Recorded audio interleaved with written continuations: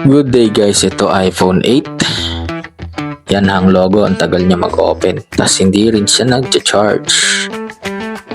So ikakat ko na to kasi matagal yan. Nag-open siya pero sobrang tagal, no? So ayan, nag-open na siya. Nakasaksak yung charger. Ayan, nag-hang din siya. Tingnan nyo, hindi siya mag-open dyan sa about. Yan, nakasaksak yung charger, hindi nag-charge. Ano kaya ang problema nito? Charging flex kaya? Malamang hindi. Pero na-check ko na to, alam ko na yung sira, ang layo. Ito yung sira niya. Charan, front cam. Anong kinalaman ng front cam sa pag-charge, di ba? Hindi ko rin alam, pero ako alam ko. Ayaw ko lang sabihin, secret.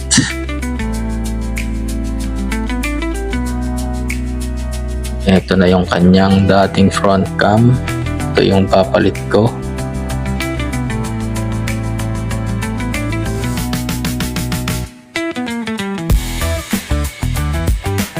Sa tingin ko mali yung kinabit na front cam ng dati na yun eh. Kasi pang iPhone 7 yun eh.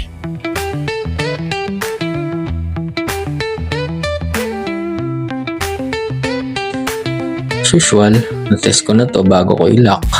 Ito yung luma, tapon mo na yan. Hindi, joke lang, huwag mo itatapon kasi pwede pa yung sa iPhone 7.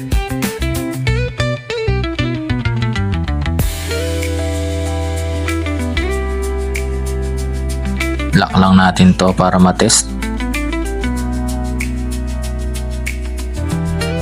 So eto na siya, after repair, charge natin. Yun, charging na siya, diba?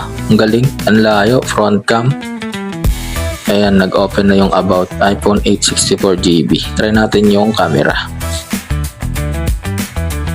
Back cam. Tapos yung front, okay na rin. Yan lang, no? Tapos na ang ating repair. Salamat sa panonood. Paalam. Rap Gadget Fix.